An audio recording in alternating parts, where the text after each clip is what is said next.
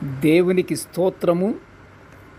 అనుదిన దేవుని వాక్య ధ్యానమునకై ఈరోజు 2026 సంవత్సరము జూలై నెల 16వ తారీఖు. ఈరోజు ధ్యాన వాక్యము పరిశుద్ధ గ్రంథము నుండి కీర్తనల గ్రంథము 119వ సంకీర్తన 66వ వచనాన్ని మనం ధ్యానించుకుందాము. ప్రియ దేవుని బిడ్డలారా, వాక్య ధ్యానమునకై సిద్ధపడి ఉన్న మీ అందరికీ క్రీస్తు ప్రభు వారి ప్రశస్త నామములో దీవెనలు, శుభములు, మేళ్ళు జరుగునుగాక. మనము వాక్యాన్ని ధ్యానించుకుందాము. కీర్తనల గ్రంథము 119వ కీర్తన 66వ వచనము. నేను నీ ఆజ్ఞలయందు నమ్మిక ఉంచియున్నాను. మంచి వివేచన, మంచి జ్ఞానము నాకు నేర్పుము. ప్రియ దేవుని బిడ్డలారా, గమనించండి, బాగా హృదయపూర్తిగా మనము దీన్ని ధ్యానించుకుందాము. ఈ వాక్యాన్ని శ్రద్ధగా విందాము. నాకు మంచి జ్ఞానాన్ని, మంచి వివేచన నాకు నేర్పుమంటున్నాడు. ఎవరు? దావీదు గారు, దావీదు మహారాజు గారు, కీర్తనాకారుడు. ఎంత వినయము, ఎంత ఆసక్తి, ఎంత ఓర్పు! ఆయన రాజు, జ్ఞానవంతుడు, వివేచన కలిగిన వాడు. మరి రాజు అయినప్పుడు వివేచన అనేది లేకపోతే రాజ్యపాలన సక్రమంగా జరుగుతుందా? అంటే వివేచన అనేది ఉంది. జ్ఞానవంతుడు అయినను, చూసారా దేవుని బిడ్డలారా, దావీదు గారు ఎంత వినయంగా, అయ్యా ప్రభువా, నీ ఆజ్ఞలయందు నేను నమ్మిక ఉంచి ఉన్నాను. నీ ఆజ్ఞలు చాలా నమ్మకముగా ఉన్నవి. అయితే నాకు మంచి వివేచన, మంచి జ్ఞానము నాకు నేర్పుము అంటున్నాడు. జనరల్గా మనకు నేర్పేది ఏ వయసులో మనం నేర్చుకుంటాము? చిన్న వయసులోనే చిన్నపిల్లలకి నేర్పుతుంటారు. తల్లిదండ్రులు, ఉపాధ్యాయులు నేర్పుతుంటారు. అక్షరాన్ని దిద్దటము. అలాగే దావీదు గారు దేవుని యందు ఎంత విశ్వాసమో, దేవుని యందు ఎంత ఆశో, దేవుని యందు ఎంత నమ్మకమో ఆయన పూర్తిగా వదిలేస్తాడు. రాజ్యాన్ని కానీ, లోకాన్ని కానీ, మొత్తం అసలు లోకానికి సంబంధం లేనటువంటి రాజుగా కనిపిస్తాడు మనకి. నీవే నా ఆశ్రయము, నీవే నా కోట, నీవే నా దుర్గము. అలా దేవుని కొనియాడుతున్నప్పుడు ఈయన అడుగుతున్నాడు, ప్రియ దేవుని బిడ్డలారా, ఏమడుగుతున్నాడు? దేవా, నాకు మంచి వివేచన కలుగజేయ్యా, మంచి జ్ఞానాన్ని నాకు నేర్పుమయ్యా అని అడుగుతున్నాడు. కానీ ప్రియ దేవుని బిడ్డలారా, నేటి రోజులలో ఏ మానవుడు కూడా నాకు మంచి జ్ఞానాన్ని నాకు నేర్పండి, నాకు వివేచన కావాలి అని అడుగుతున్న వాళ్ళు ఉన్నామా? అందరము నేర్చుకున్న వాళ్ళే, అందరికీ తెలిసిన వాళ్ళే, అందరము తెలిసి మాట్లాడుతున్న వాళ్ళమే. ప్రతి విషయంలోనూ, ప్రతి సబ్జెక్టులోనూ టచ్ ఉన్నట్లుగానే ఉంటాం మనం. కీర్తనకారుడు అలా కాదు, అడుగుతున్నాడు, విజ్ఞాపన చేస్తున్నాడు, విన్నవించుకుంటున్నాడు. దేవుని నుండి ఆజ్ఞలు, జ్ఞానము, వివేచన కలిగి ఉండాలి. ఈ కలిగియుండుట గురించే ఈ రోజున వాక్యము ధ్యానించుకుంటున్నాము. యెహోవా దేవుని శాసనాలు, ఆయన ఆజ్ఞల పట్ల చూపే విధేయత, ఈ ఆయన శాసనాలు, ఆయన ఆయన చూపెట్టబడే ఈ ఆజ్ఞలు, ఆయన కట్టడల వలన కలిగే విధేయత ద్వారానే మనకి కాపుదల, వివేచన, జ్ఞానం లభిస్తాయి. అది ఇవన్నీ దావీదు గారికి లేఖన, దావీదు గారికి ఉన్నాయి. ఆజ్ఞల పట్ల చూపే విధేయత ఉంది, ఆయనంటే నమ్మకం ఉంది. అయినా సరే దేవుణ్ణి వెంటాడుతున్నాడు. అయ్యా, నాకు మంచి వివేచన, మంచి జ్ఞానము నాకు నేర్పయ్యా అని. అంతేకాదు ప్రియ దేవుని బిడ్డలారా, యెహోవా దేవుని యందు భయము పవిత్రమైనది, ఆయన న్యాయ విధులు సత్యమైనవి, అవి న్యాయమైనవని కీర్తనకారుడు 19వ సంకీర్తన 9లో, కీర్తనల గ్రంథము 19:9లో స్తుతిస్తున్నాడు.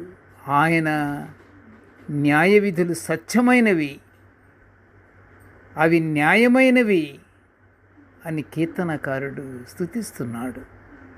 ఆ ప్రకారంగా మానవులు దేవుని న్యాయ విధులు కానీ పాటిస్తే లోకములోని జనులు సుఖముగాను సంతోషంగాను ఉంటారు. ఇది అలాంటి ఆ న్యాయ విధులు పాటించాలి. ఈ రోజుల్లో ప్రియ దేవుని బిడ్డలారా, ప్రతి చోట న్యాయ విధులు అనేది లేదు. అన్యాయము, అక్రమము, దోషము ప్రతి చోట. అందుకనే యుద్ధాలు, భయంకరమైనటువంటి భూకంపాలు, వరదలు ఇవన్నీ ఎందుకు వస్తున్నాయి? లోకంలో న్యాయ విధులు తప్పించేశారు, న్యాయ విధుల్ని విస్మరించారు. ఎక్కడా లేదు, న్యాయ విధులుగా ఎక్కడా లేవు అసలు. ఎవడి పాటికి వాడే గొప్పవాడు. నేనే గొప్పవాణ్ణి, నేనే ఐ అనేది చాలా భయంకరమైంది. ఐ, నేను. ప్రియ దేవుని బిడ్డలారా, నేను, అన్నిటికీ నేను అనేది చాలా కఠోరమైనటువంటి మాట. అది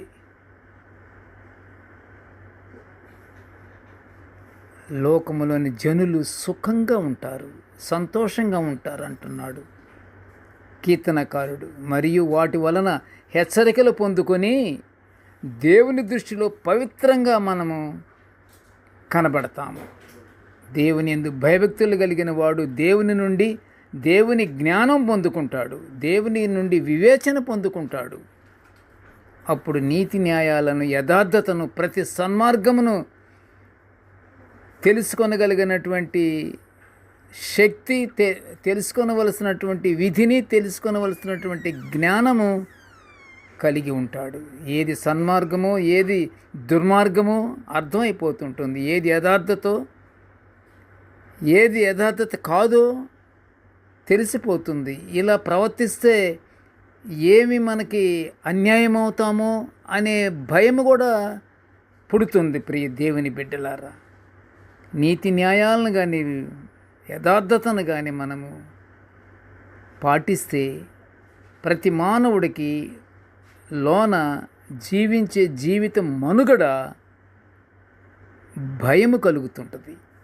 ఎక్కడ తప్పు చేస్తున్నామా, ఎక్కడ మనము కాలు బయట పక్కకు పెడుతున్నామా అనేది మనకు అర్థమైపోతుంది. ఈ నీతి న్యాయాలు, యథార్థతలు, దేవుని నుండి వచ్చే జ్ఞానము లేదనుకోండి, అతనికి ఏమి తెలియదు. ఎలా నడుస్తున్నాడో తెలియదు, ఏ మార్గాన వెళ్తున్నాడో అతనికి తెలియదు. కఠినుడు, దుర్మార్గుడు. కనుక మనము దేవుని నుండి జ్ఞానము సంపాదించుకొని, దేవుని నుంచి జ్ఞానం అంటే ఎలా వస్తుంది? మనం ఇందాక అనుకున్నాం, మనం దేవుని యందు భయభక్తులు కలిగి ఉండి మనము దేవుని ప్రార్థిస్తే దేవుడు తప్పకుండా దేవుని జ్ఞానాన్ని మనకు అనుగ్రహిస్తాడు. ప్రియ దేవుని బిడ్డలారా, ఇక్కడ అలాగ నీతి న్యాయాలతో మనం ఉంటూ యథార్థతను, ప్రతి సన్మార్గాన్ని మనం తెలుసుకొని అపవాదిని ఎదిరించగల ఆత్మీయ శక్తి పొందుకుంటాము. జ్ఞానము, తెలివియు, వివేచనయు దేవుని నోట నుండి వస్తాయి. ప్రియ దేవుని బిడ్డలారా, మనుష్యులు వారి వారి జ్ఞానం గురించి, వారి వారి సంపదల గురించి ఎవరు అతిశయింపకూడదని, అతిశయించేవారు దేవుని బట్టి మాత్రమే అతిశయించాలంటున్నాడు ఇర్మియా ప్రవక్త. ఏమంటున్నాడు? ఎవరి జ్ఞానం గురించి, వారి వారి సంపదల గురించి, వారి వారి మిద్దెలు మేడల గురించి, వారి యొక్క గొప్పతనాన్ని గురించి అతిశయింపకూడదు అని ఇర్మియా తన గ్రంథములోని 9వ అధ్యాయం 23లో ప్రజల్ని హెచ్చరించినట్లు పరిశుద్ధ గ్రంథము సెలవిస్తుంది. ప్రియ దేవుని బిడ్డలారా, ఇర్మియా గ్రంథము 9వ అధ్యాయము 23వ వచనము చదవండి.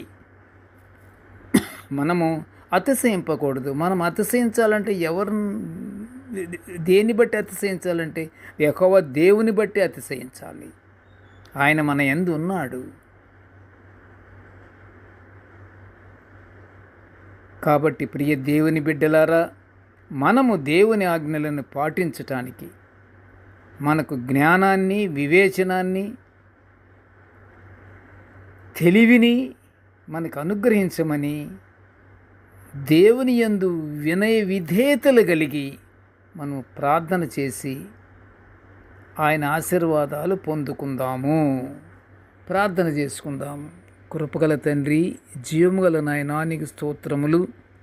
ప్రభువా, నీ దివ్యమైనటువంటి వాక్యాలను మేము నిత్యము ఇలా ధ్యానించుకునే ఈ గొప్ప భాగ్యాన్ని మాకు అనుగ్రహించినందుకు నీకు ఘనమైన స్తోత్రములు తండ్రి. ప్రభువా, నేటి వాక్య ధ్యానమును వినుచున్న ప్రతి బిడ్డను ఆశీర్వదించయ్యా. మేము తండ్రి నీ యందు నాయన భయభక్తులు కలిగి మాకు మంచి వివేచన, మంచి జ్ఞానాన్ని అనుగ్రహించిన ఆయన, ఇదిగో తండ్రి మాకు తెలివిని అనుగ్రహించి